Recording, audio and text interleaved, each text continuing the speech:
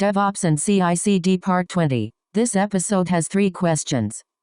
For each question, take a moment to think through your own answer before I share a strong approach. Question 1. Explain AppArmor. Here's a strong way to approach it.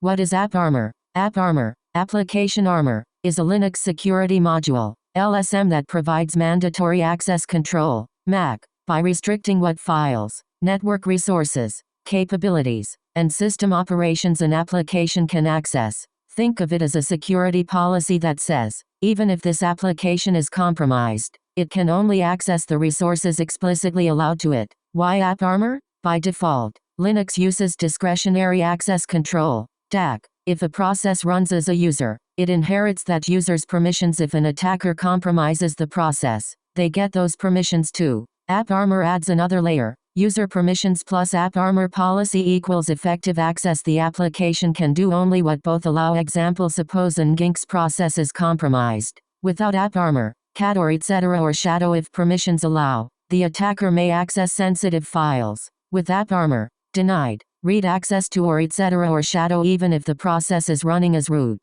AppArmor can block access. What can AppArmor restrict? 1. File access allow, or var or www or HTML or R. Read-only access to web files. Block, or etc. or shadow. 2. Network access allow, network INET TCP. Deny other network operations. 3. Linux capabilities allow, capability netbind service. Permit binding to ports below 1024. Deny, capability size admin. 4. Process execution control. Which binaries can be executed. Example, or USR or bin or Python. 3.9. AppArmor modes. Enforce mode rules are actively enforced. Access denied. Complain mode violations are logged but not blocked. Useful for testing policies. Access allowed, logged. Example: AppArmor profile my web app, or var or www or R, or var or log or Nginx or RW. Deny or etc. or shadow. R, meaning, read website files. Read or write logs. Never access or etc. or shadow. AppArmor in Kubernetes. Apply an AppArmor profile to a pod. Metadata, annotations. The exact commands and code are in the written question bank. Nice. Let's continue. Question 2. What is SE Linux? Here's a strong way to approach it. What is SE Linux? SE Linux, Security Enhanced Linux, is a Linux security framework that provides mandatory access control, MAC, to enforce strict security policies on processes, files, ports, and users. It was originally developed by the National Security Agency and is now integrated into many Linux distributions such as Red Hat Enterprise Linux, CentOS, and Fedora. Why SE Linux? Normally Linux uses permissions like RWXRXRX. If a process runs as root, it may access many resources. SE Linux adds an extra security layer. User permissions plus SE Linux policy equals actual access. Even if a user or process has Linux permissions, SE Linux can still deny access. How SE Linux works? SE Linux is label-based. Every object gets a security label. Files, directories, processes, ports, devices. Example, LSZ output, system U, object R, HTTP size content T, S0 index.html components. Part meaning system U. SE Linux user object R role HTTP size content T type S0 security level. The type is the most important part. Example: suppose Apache or Nginx runs with type HTTP DT website files. HTTP size content T. SE Linux policy. HTTP DT can read HTTP size content T but not shadow T. If an attacker compromises the web server and tries cat or etc. or shadow, SE Linux denies access even if file permissions seem sufficient. SE Linux modes. 1. Enforcing policies are enforced. Access denied. Check. Jet enforce output. Enforcing. 2. Permissive violations are logged but not blocked. Access allowed but logged. Useful for troubleshooting. 3. Disabled. SE Linux is turned off. Disabled, not recommended in production. Important SE Linux commands: check status, status check mode, jet enforce temporary, permissive mode, set enforce 0 back to enforcing, set enforce 1 view labels ls. ZSE Linux context. Example: LSZ or var or www or HTML output. RWRR root system U, object R, HTTP size content T, s0index.html. The label determines access. SE Linux in containers and Kubernetes. SE Linux can isolate containers by assigning unique labels. Example: security context, Linux options. The exact commands and code are in the written question bank. Great. Moving on. Question 3. Who created the image? Authenticity. Here's a strong way to approach it.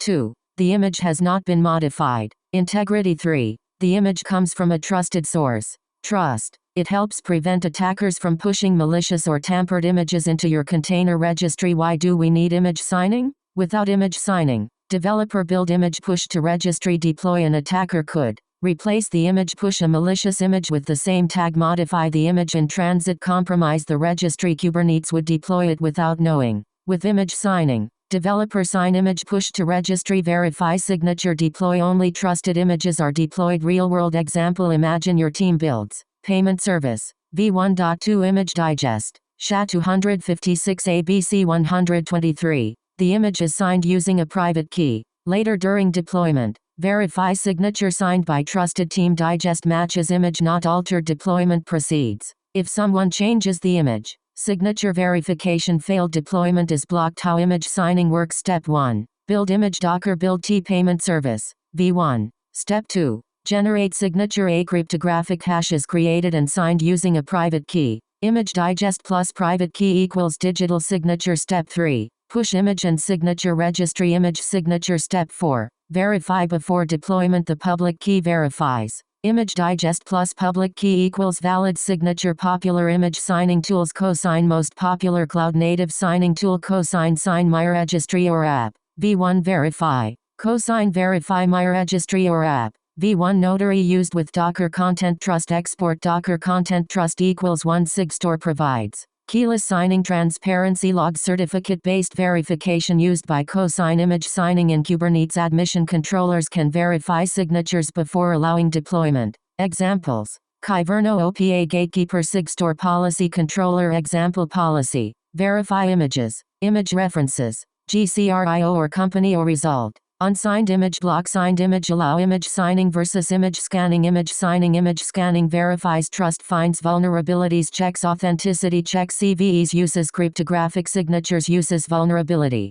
databases, prevents tampering, improves security posture. Deployment trust vulnerability assessment. You should use both. Supply chain security. Image signing is a critical part of software supply chain security. Typical secure pipeline: Git commit CI/CD build image scan image sign push registry signature verification deploy to Kubernetes. This aligns with frameworks such as OpenSSFS-LSA. Interview answer: 1 minute. Image signing is the process of digitally signing a container image using cryptographic keys to verify its authenticity and integrity. It ensures that the image was produced by a trusted source and has not been modified after it was built. In modern Kubernetes and cloud-native environments, tools like Cosign and Sigstore are commonly used to sign images, while admission controllers verify signatures before deployment. Image signing is a key component of software supply chain security and is often combined with image scanning to ensure both trust and vulnerability management.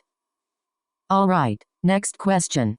That wraps up this episode. Nice work practicing, and see you in the next one.